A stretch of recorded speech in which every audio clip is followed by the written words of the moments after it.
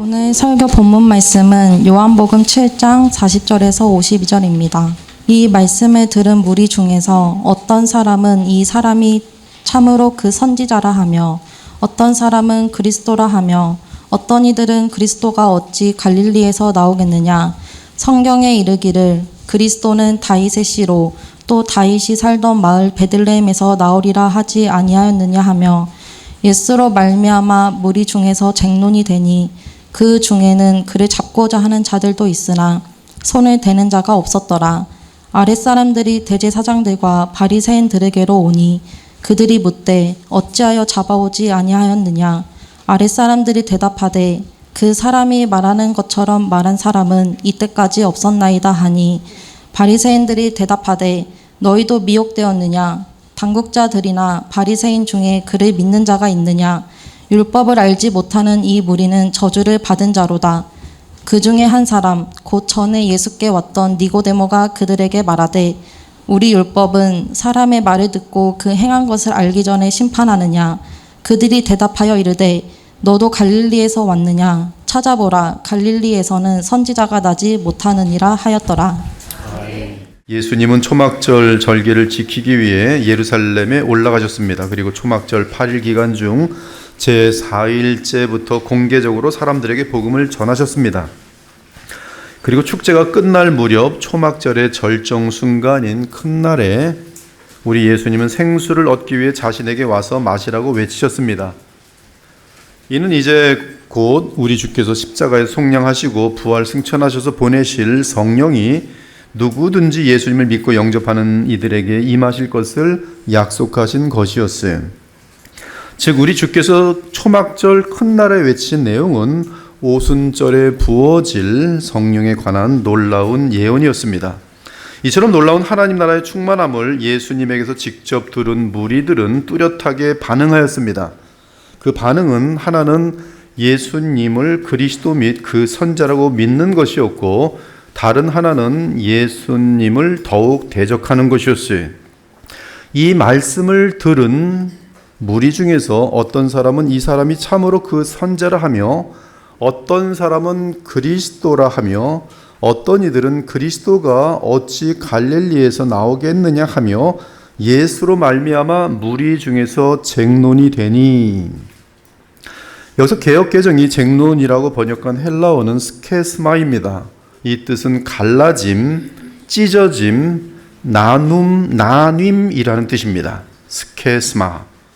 즉 예수님의 교훈 때문에 특히 하나님 나라와 성령에 대한 교훈 때문에 곧바로 무리들이 두 그룹으로 나누어져 버렸습니다. 사랑하는 여러분, 예수님이 누구신지와 그분의 하시는 일에 대해 정확하게 선포하면 사람들은 반드시 두 부류로 나뉘어지게 되어 있습니다. 그 이유는 하나는 빛에 속한 자들이고 다른 하나는 어둠에 속한 자들이기 때문입니다. 하나님이 세상을 이처럼 사랑하사 독생자를 주셨으니 이는 그를 믿는 자마다 멸망하지 않고 영생을 얻게 하려 하심이라. 하나님이 그 아들을 세상에 보내신 것은 세상을 심판하려 하심이 아니요 그로 말미암아 세상이 구원을 받게 하려 하심이라. 그러나 악을 행하는 자마다 빛을 미워하여 빛으로 오지 아니하나니 이는 그 행위가 드러날까 하며 진리를 따르는 자는 빛으로 오나니 이는 그 행위가 하나님 안에서 행한 것임을 나타내려 함이라. 그러므로 예수께서 태어나셔서 정결 예식을 치르러 예루살렘에 올라가셨을 때 시므온이라는 참신자가 아기 예수님을 만나서 하나님을 찬송하며 이 사실을 미리 예언하였습니다. 시므온이 아기를 안고 하나님을 찬송하여 이르되 내 눈이 주의 구원을 보았사오니 이는 만민 앞에 예비하신 것이요 이방을 비추는 빛이라. 주의 백성 이스라엘의 영광이니이다. 보라, 이는 이스라엘 중 많은 사람을 패하거나 흥하게 하며 비방을 받는 표적이 되기 위하여 세움을 받았고 또 칼이 내 마음을 찌르듯 하라니 이는 여러 사람의 마음의 생각을 드러내려 함이니라. 사실 예수님이 탄생하실 때에도 그의 정체가 드러나자 사람들은 놀랍게도 둘로 나뉘었습니다. 하나는 먼 나라에서 경배하기 위해 예수님을 찾아온 사람들이고, 즉 경배하기 위한 사람들이 부류가 생겨나고, 다른 하나는 예수님을 제거하고자 하는 사람들이었어요.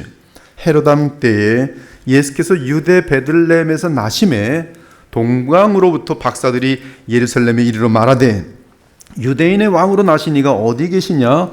우리가 동방에서 그의 별을 보고 그에게 경배하러 왔노라.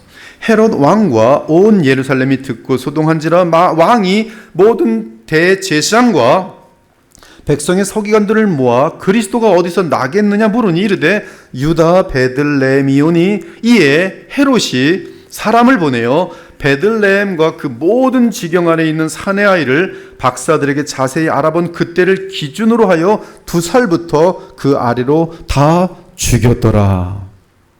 우리 본문에서도 그리스도께서 하나님 나라 복음을 전하시며 내게 오라고 권하자 둘로 나뉘었습니다.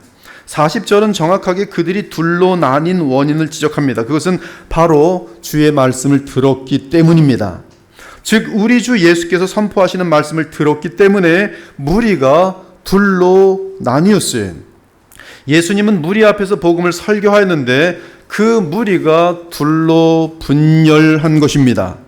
지금 예수님의 설교는 사실 성령의 강력한 나타나심이 함께하는 설교였어요.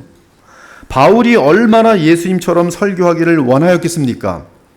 바울에게 있어서 설교의 본질이 무엇입니까? 성령의 나타나심이. 형제들아, 내가 너희에게 나아가 하나님의 증거를 전할 때 말과 지혜의 아름다운 것으로 아니하였나니, 내가 너희 가운데 거할 때 약하고 두려워하고 심히 떨었노라. 내 말과 내 전도함이 설득력 있는 지혜의 말로 하지 아니하고 다만 성령의 나타나심과 능력으로 하여 너희 믿음이 사람의 지혜에 있지 아니하고 다만 하나님의 능력에 있게 하려 하였노라.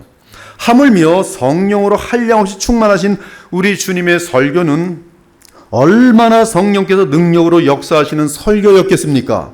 그런데 주의 설교가 주의 복음을 들은 무리를 둘로 나누어 놓은 것이었어요. 이는 하나님의 말씀이 양날의 검처럼 예리하게 사람들을 두 부류로 나누어 놓는 것을 의미합니다. 하나님의 말씀은 살아있고 활력이 있어 좌우에 날선 어떤 검보다도 예리하여 혼과 영과 및 관절과 골수를 찔러 쪼개기까지 하며 또 마음의 생각과 뜻을 판단하나니 지으신 것이 하나도 그 앞에 나타나지 않음이 없고 우리의 결산을 받으실 이에 눈앞에 만물이 벌거벗은 것 같이 드러나느니라. 즉 어둠에 속한 자들이든 빛에 속한 자들이든 그들의 가장 깊은 곳의 정체를 성령께서 하나님의 말씀을 통해 드러내신다는 뜻이. 그러므로 바울은 그가 어디에든 가서 복음을 선포하면 사람들의 반응이 정확하게 둘로 나뉘게 되는 것을 증거합니다. 우리는 구원받는 자들에게나 망하는 자들에게나 하나님 앞에서 그리스도의 향기니 이 사람에게는 사망으로부터 사망에 이르는 냄새요, 저 사람에게는 생명으로부터 생명에 이르는 냄새라. 또한 예수께서 12 제자들을 보내실 때 그들이 말씀을 전하면 사람들이 둘로 나뉠 것을 미리 알려주셨어요. 예수께서 이 12를 내보내시며 명하여 이르시되 가면서 전파하여 말하되 천국이 가까이 왔다 하고 어떤 성이나 마을에 들어가든지 또 그 집에 들어가면서 평안하기를 빌라. 그 집이 이에 합당하면 너희 빈 평안이 거기 임할 것이요, 즉 받아들인 자들이요. 그러나 누구든지 너희를 영접하지도 아니하고 너희 말을 듣지도 아니하거든 그 집이나 성에서 나가 너희 발의 먼지를 떨어버리라. 반대하는 자들이 복음이 들어가면 쫙 나네. 이처럼 성령께서 함께 하시는 복음 전파 및 증언은 사람들을 둘로 나뉘게 합니다. 그러므로 참으로 복음이 선포될 때는 빛에 속한 자들인 경우 더욱 복음으로 다가오도록 되어 있고, 그렇지 않고 가짜인 신자들은 복음을 대항하며 그 정체를 드러내도록 되어 있어요. 아무튼 예수께서 자신은 성령을 보내시는 하나님의 아들이라는 사실을 선포하자 초막절을 지키기 위해 사방에서 예루살렘으로 몰려왔던 무리들이 둘로 나뉘었습니다. 물론 예수님을 믿는 길은 협착한 길이고 하나님 나라에 들어가는 문은 좁은 문이기 때문에 예수님을 지지하는 무리는 소수였습니다. 예수님을 지지하는 소수의 사람들은 이 사람이 참으로 그 선자라 하였고, 또 다른 어떤 지지자들은 이 사람이 그리스도라 하였습니다. 선지자라고 말한 것은 신명기 18장에 예언된 모세의 뒤를 잇는 그 선자를 말합니다. 모세가 말합니다. 내 하나님 여호와께서 너희 가운데 내 형제 중에서 너를 위하여 나와 같은 선자 하나를 일으키시리니 너희는 그의 말을 들을지니라.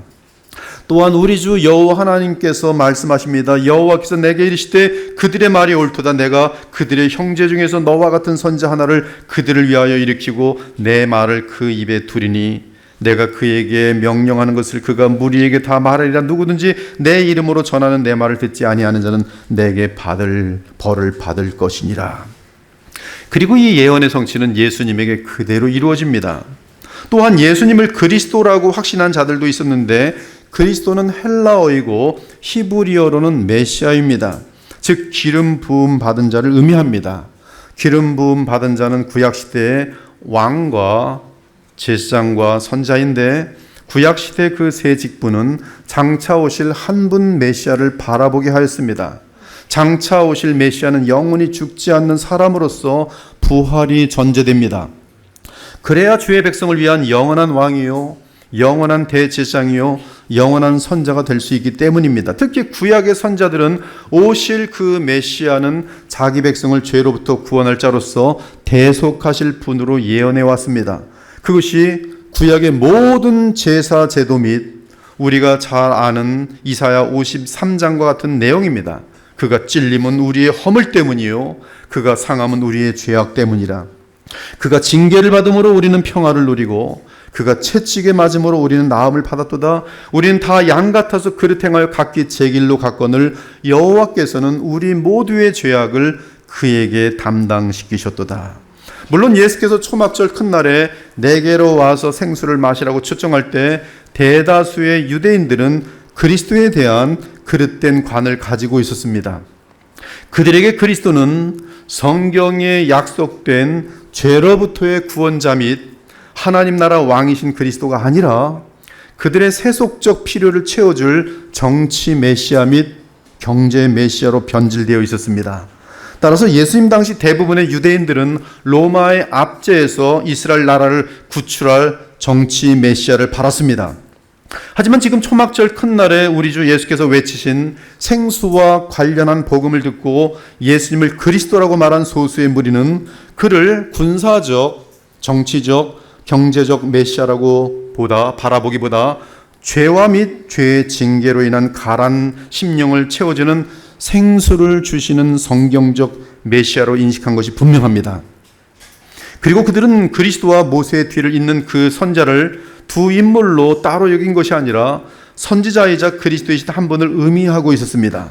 그러기에 그들은 예수님을 구약 성경이 가리키는 그리스도라고 믿은 것이, 그들은 사실 초막절 중간에 예수님의 증언을 들었을 때 이미 저 나사렛 예수가 그리스도가 아니겠느냐고 마음이 기울어져 있었던 많은 사람에 속하여 있던 사람들입니다.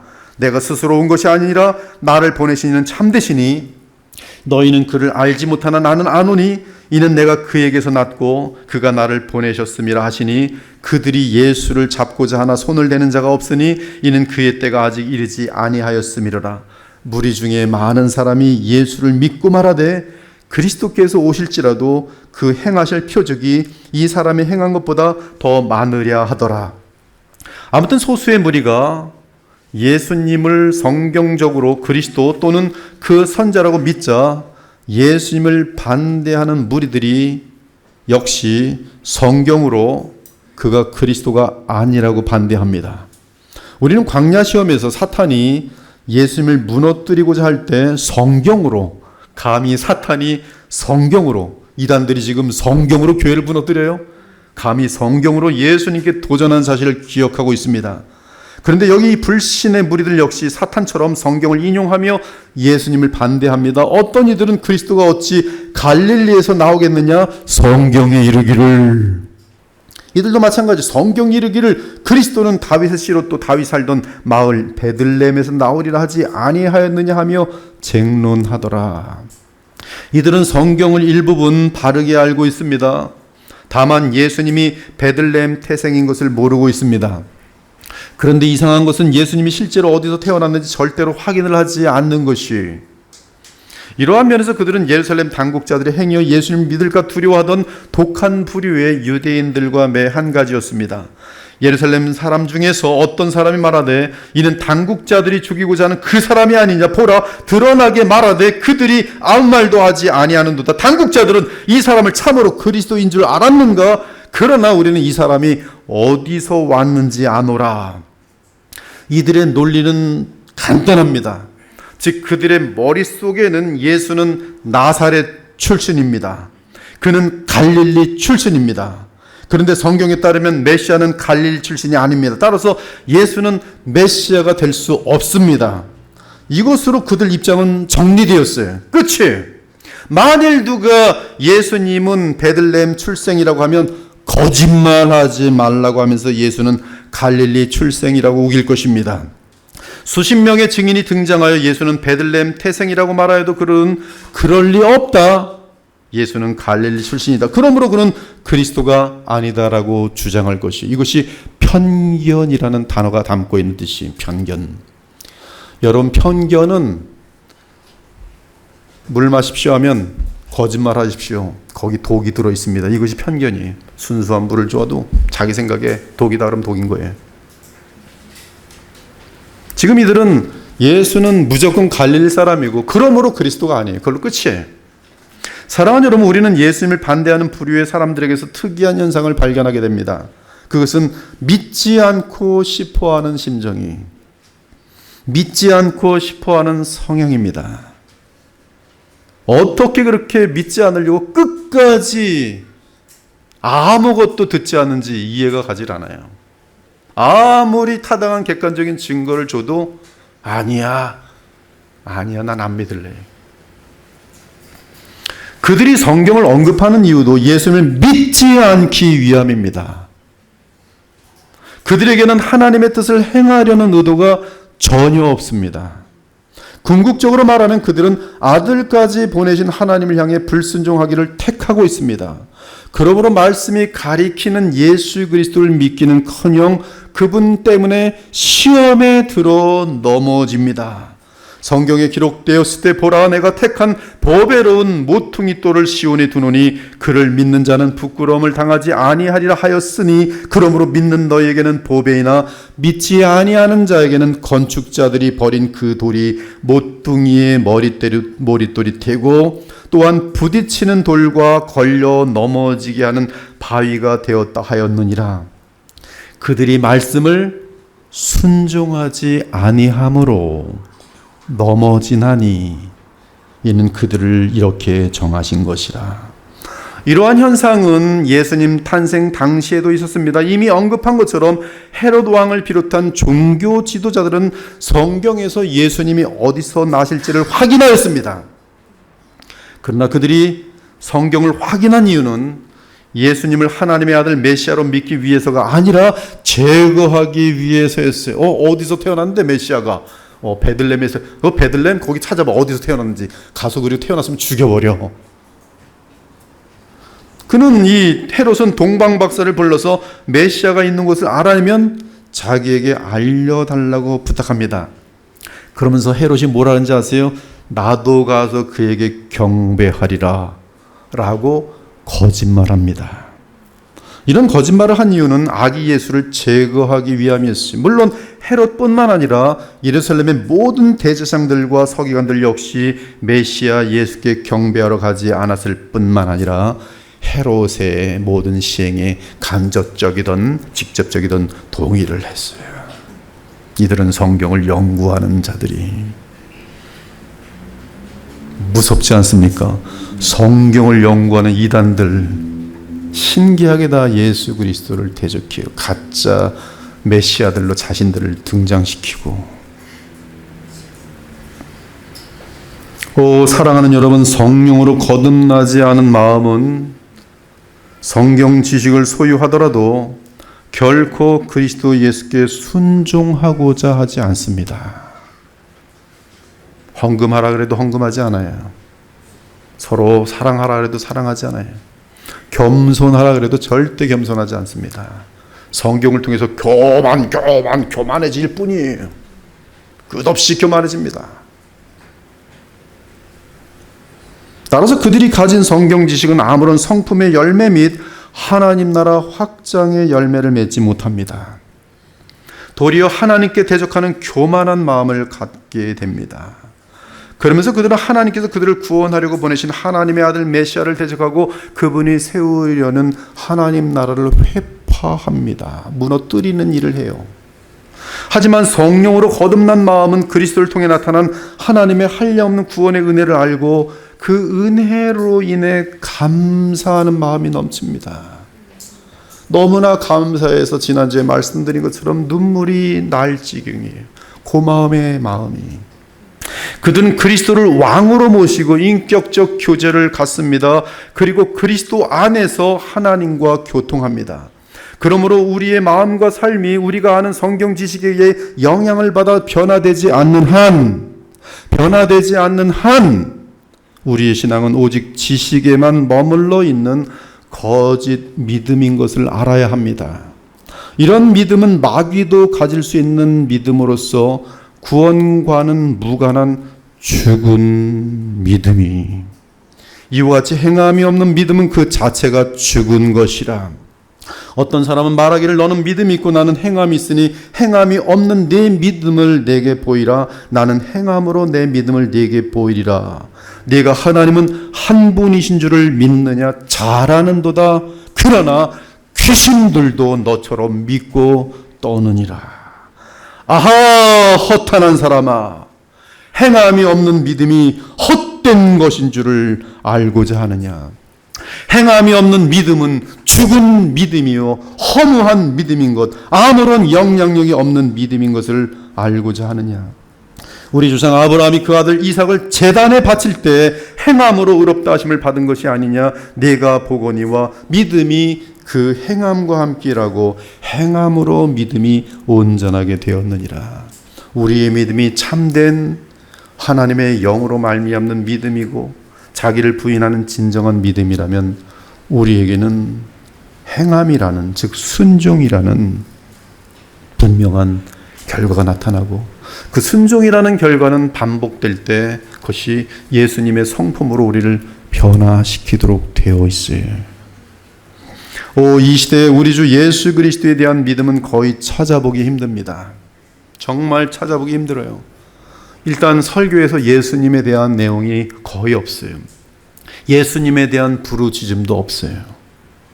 많은 사람이 예수님에 대하여 가끔 아는 듯 하지만 예수님 그분을 정작 인격적으로 아는 신자들은 별로 없습니다. 저는 지금 과장하지 않고 있습니다. 많은 현상들을 보며 확인해 보았어요. 예수 없는 교회가 한국 땅에 가득합니다. 살아계신 우리 주 예수님은 현재 하나님 나라의 왕이시며 또한 우리를 위한 영원한 대제사장으로 계십니다. 히브리서를 단 한 번도 읽지 않았기 때문에 영원한 대제사장으로 계시는 예수님에 대한 인식이 없어요.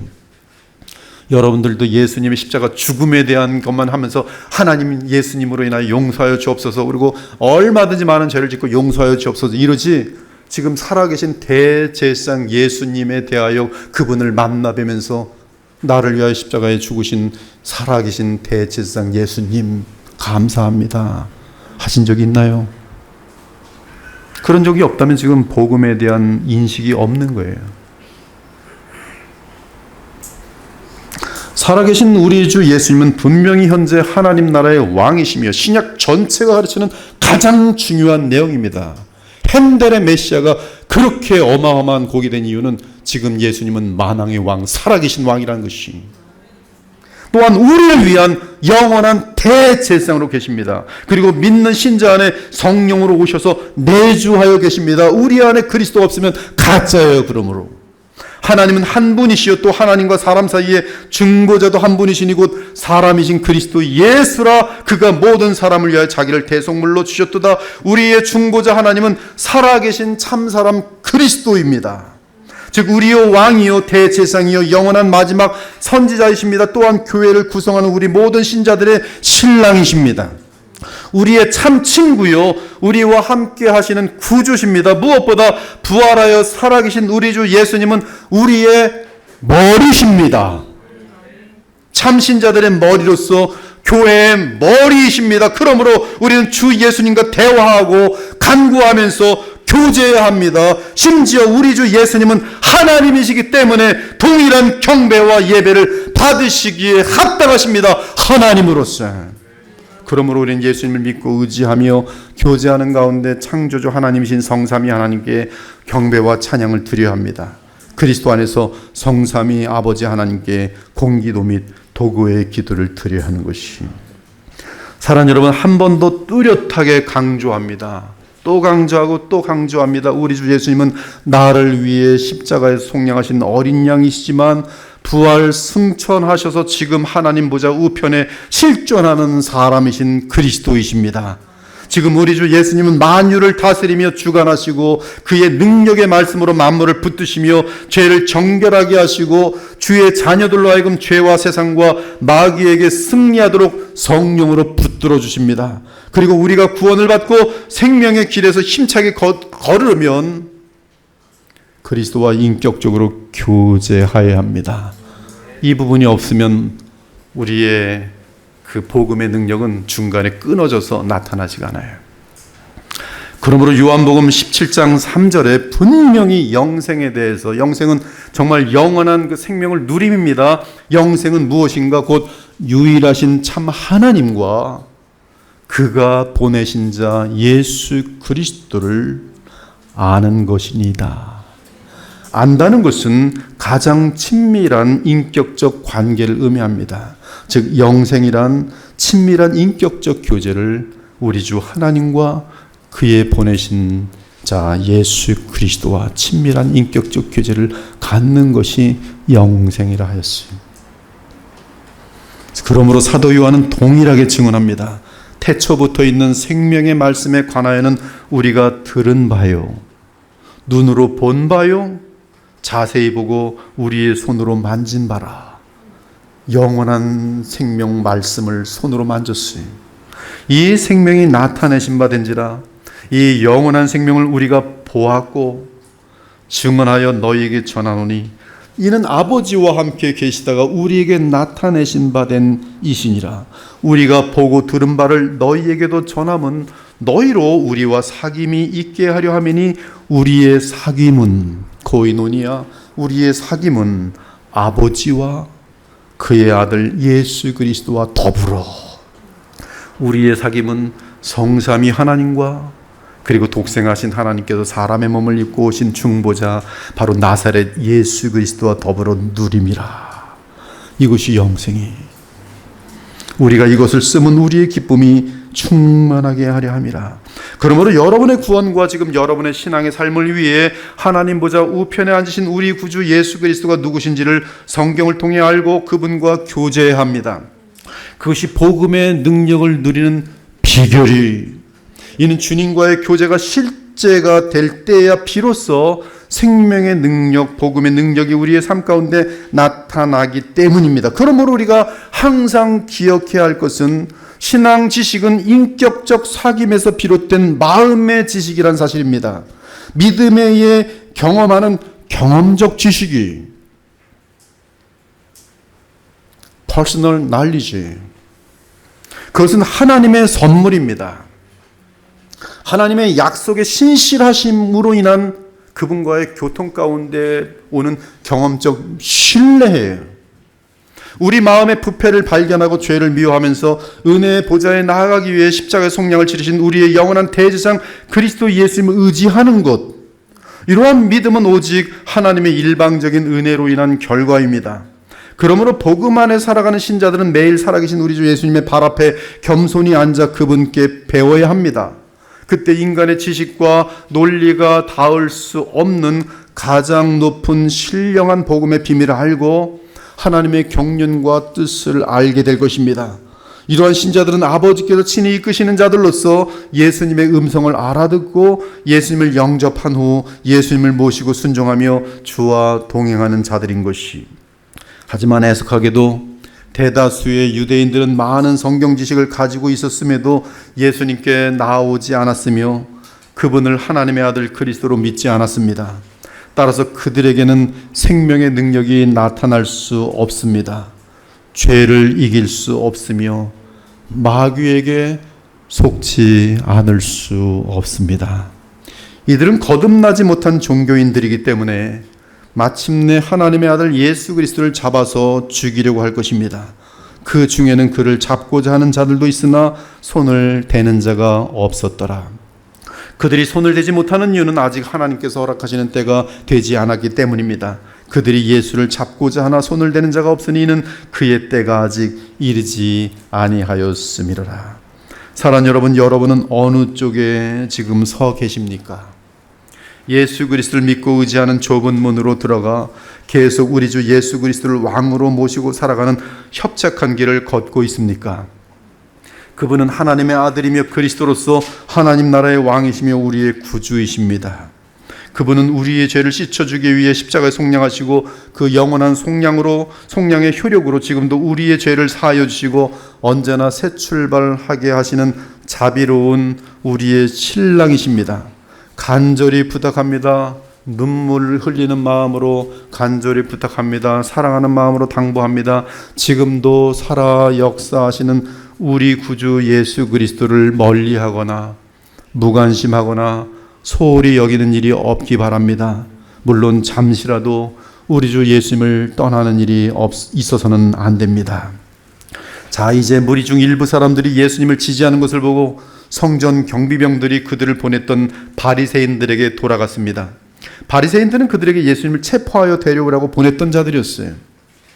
개역개정이 아랫사람들이라고 번역한 성전 경비병들은 레위 지파에 속한 자들로서 예수님을 체포하러 갔다가 예수님의 여러 교훈을 들었고 특히 초막절 끝날 곧 큰 날에 외치신 주의 교훈을 들었습니다.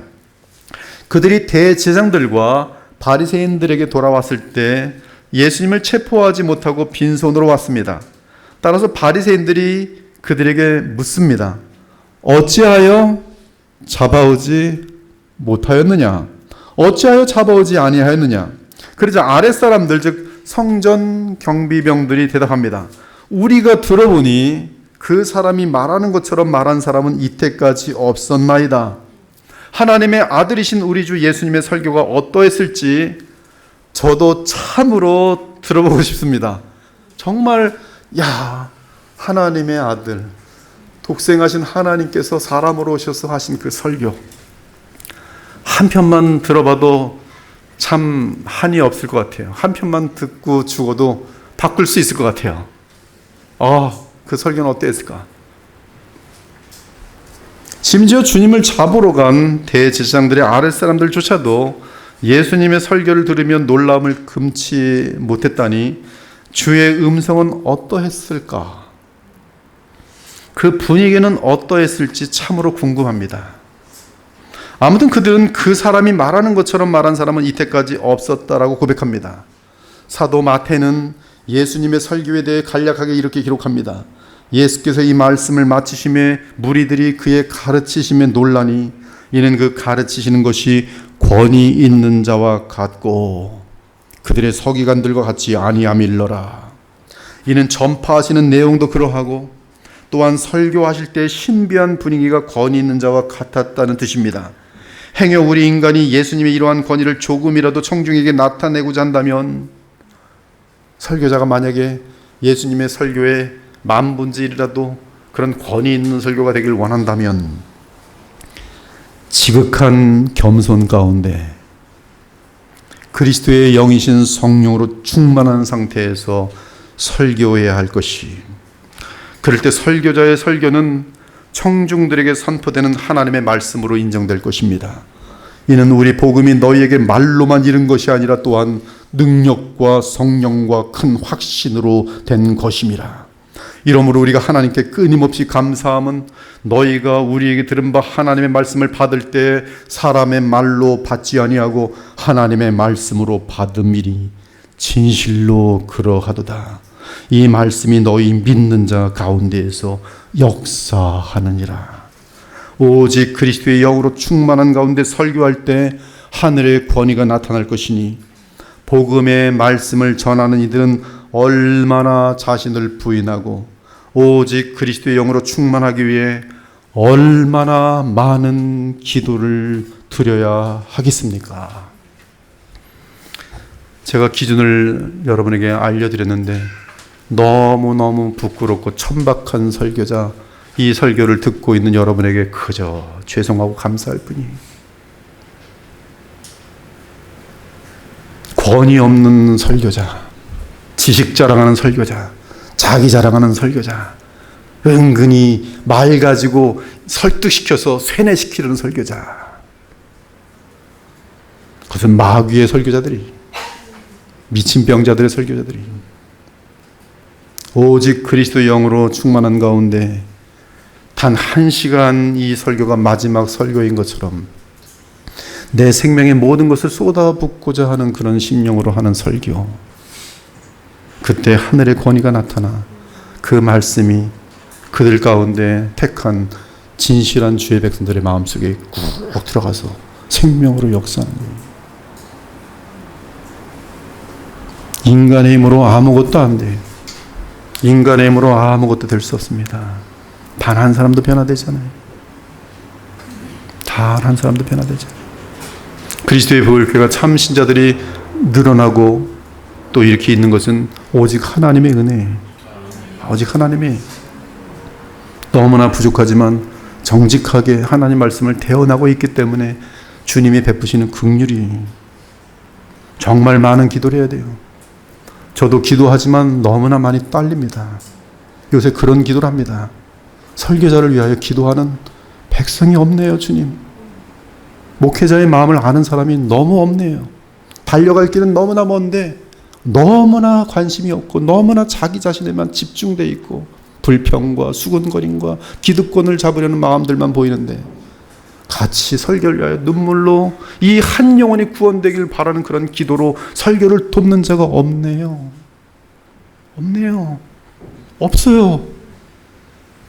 얼마나 힘든 길인지 아십니까? 한 영혼을 죽음에서 살린다는 것이 사람의 힘으로 될 수 없는 것이. 아무튼 아랫사람들의 이 신기한 보고를 받은 바리새인들은 예수님에 대한 사실을 더 알아보려고 하기보다 무조건 비아냥거리며 대답합니다. 너희도 미혹되었느냐? 사실 날마다 성전에서 랍비들의 설교와 가르침을 받는 이 레위인들이 아무에게나 미혹되겠습니까? 이 레위인들은 정직하게 말을 한 것인데 그렇다면 바리새인들도 고민해 보아야 마땅하지 않습니까? 하지만 바리새인들은 강팍하고 교만한 마음으로 이미 예수님을 거짓 선생이나 사기꾼으로 판단한 상태에 있었습니다. 그들에게는 예수님에 대한 그 어떤 긍정적인 증언도 진실한 의견도 절대로 받아들일 수 없을 뿐이었어요. 이런 모습이 바로 어둠에 속한 완고함입니다.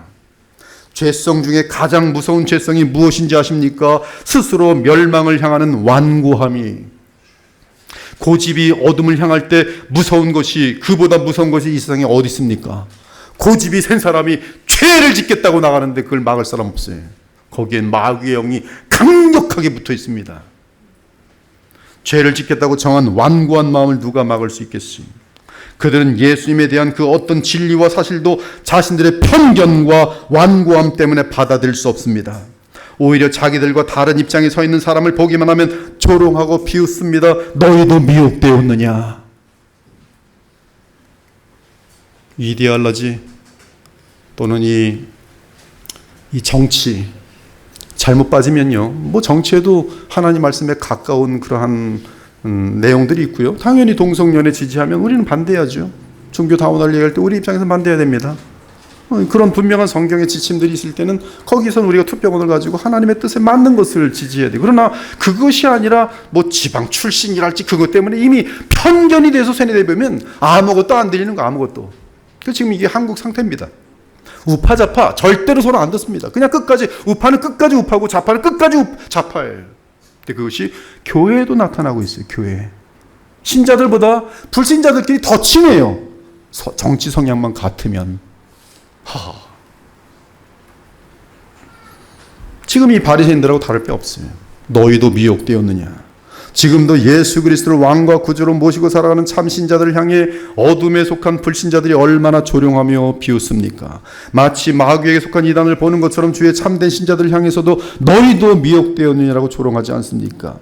이 세상 사람들은 그 어떤 것도 확인해 보지 않고 어둠 속에 속한 편견으로 주의 참 백성들을 조롱하고 비웃을 때가 얼마나 많은지 모릅니다. 앞으로 더욱 심해질 날이 올 것이, 이제 그들은 자신들의 입지가 타당하다는 증거를 제시합니다. 당국자들이나 바리새인 중에 그를 믿는 자가 있느냐? 그리고 자신들의 증거에 반대하는 자들에 대해 저주를 선포합니다. 바리새인이나 당국자들처럼 율법을 잘 아는 자들은 미혹을 받지 않지만 율법을 알지 못하는 이 어리석은 무리는 저주를 받은 자들이로다. 즉 예수님을 그리스도와 그 선자로 믿는 자들을 가리켜 율법을 모르는 자라고 말하면서 저주하고 있어요. 이들은 이 악한 말을 하며 얼마나 자신만만하게 거짓 확신에 가득 차 있습니까? 얼마나 그 입술에서 자신들과 다른 의견을 가진 자들에게 쉽게 저주를 선포합니까? 하지만 그들이 자신들의 불신앙을 절대화시키는 순간 곧바로 자기 모순에 빠집니다. 즉 미혹된 자들은 성전 경비병들이 아니라 바리새인들과 당국자들, 즉 사내들인 회원들이었어요. 또한 율법이 저주하는 자는 예수님을 믿는 소수의 무리가 아니라 당국자들과 바리새인들이었습니다. 그 이유를 살펴보면 율법에 저주하는 내용이 정확히 나와 있기 때문에 그래요. 그 내용은 이들을 향하여 저주하고 있어요.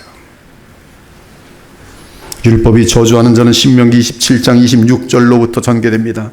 이 율법의 말씀을 실행하지 아니하는 자는 저주를 받을 것이라.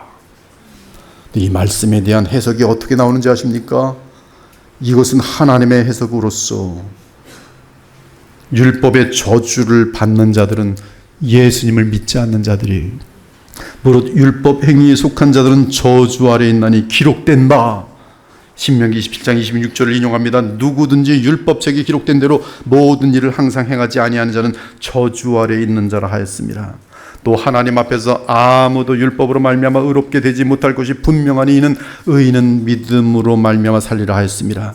율법은 믿음에서 난 것이 아니니 율법을 행하는 자는 그 가운데서 살리라 하였느니라. 그리스도께서 우리를 위하여 저주를 받은 바 되사 율법의 저주에서 우리를 속량하셨으니 기록된 바 나무에 달린 자마다 저주 아래 있는 자라 하였습니다. 누구든지 온 율법을 지키다가 그 하나를 범하면 모두 범한 자가 되나니 율법이 너희를 범법자로 정죄하리라.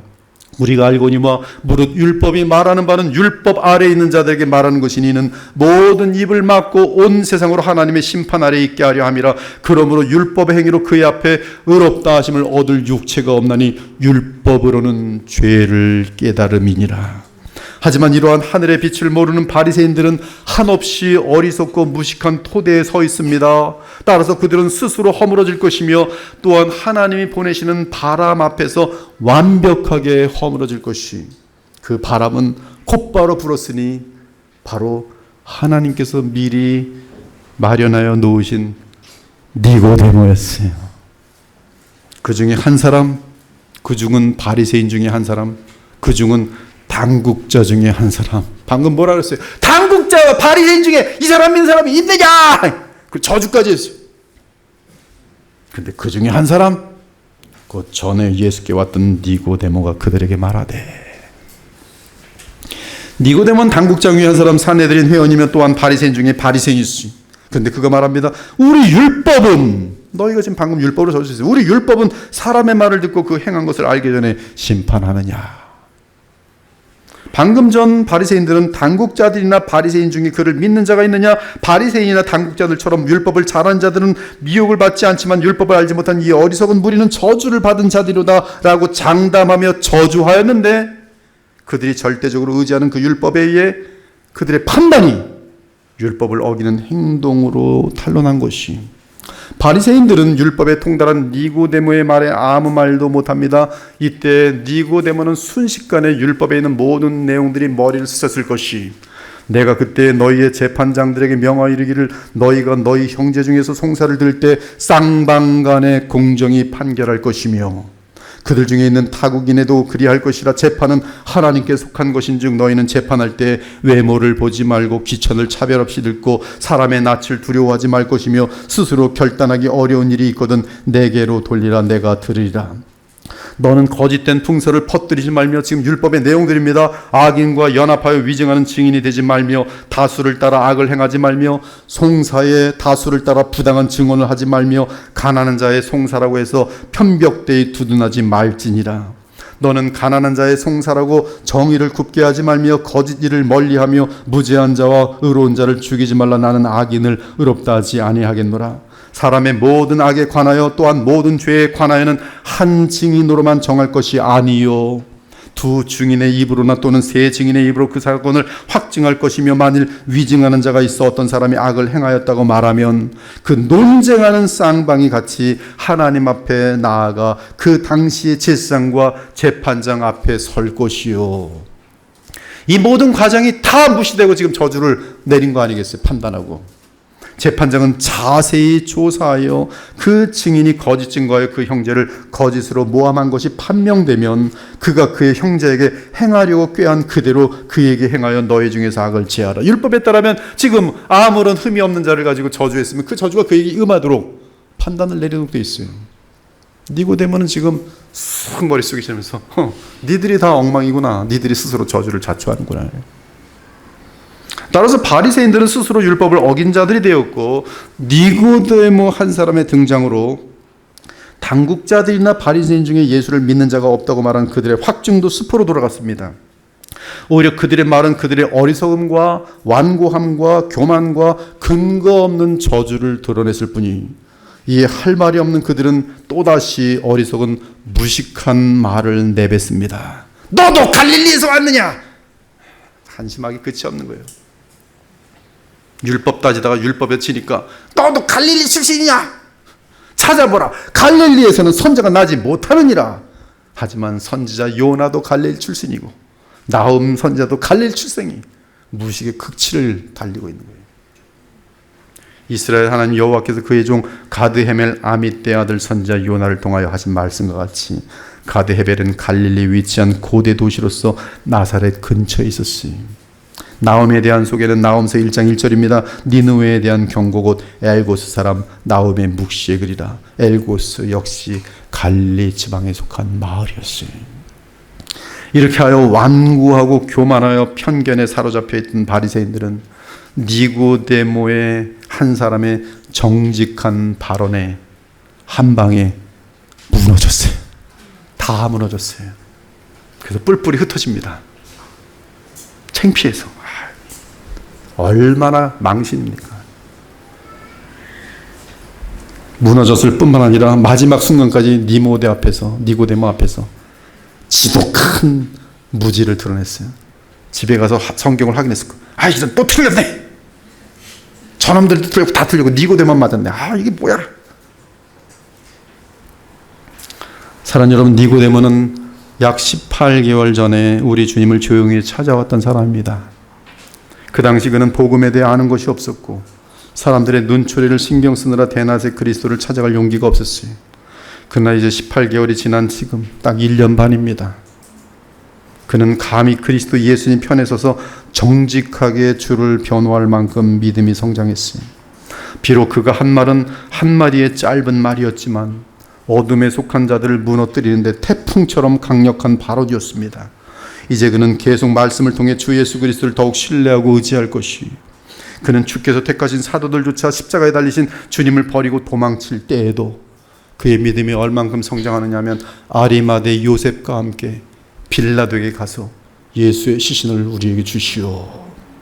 그리고 예수님의 시신에 진정한 경의를 표할 정도로 철저하게 헌신된 신자로 변화되었어요. 죽음을 내놓고 같이 예수님의 시신에 경의를 표하는 니고데모를 볼 수 있어요. 지금 3년 만에 믿음이 쫙 크고 있는 거예요.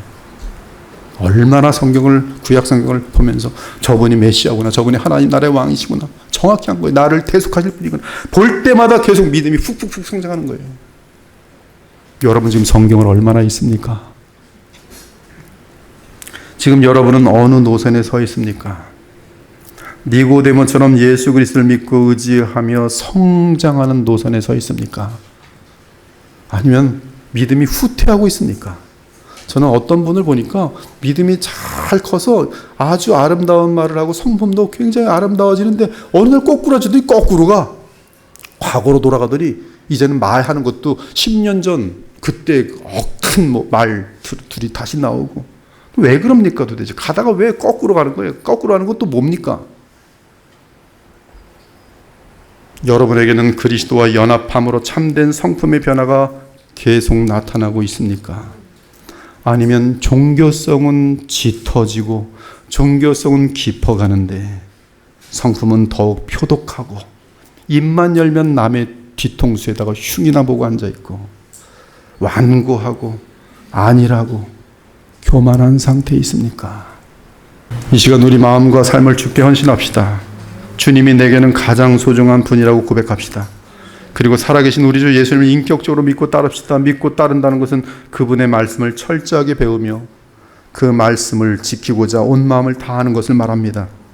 그때 우린 니고데모처럼 하나님 나라의 평강과 기쁨과 만족을 누리며 날마다 그리스도를 닮아가는 가장 큰 복을 누리게 될 것이, 이 자리에 계시는 여러분 모두가 짧은 남은 생애 가운데 하나님께서 우리를 이 땅에 보내신 목적을 다 이루어드리고 호흡을 마칠 때에는 사랑의 우리 주님 품에 안길 수 있기를 예수 그리스도의 이름으로 축원합니다.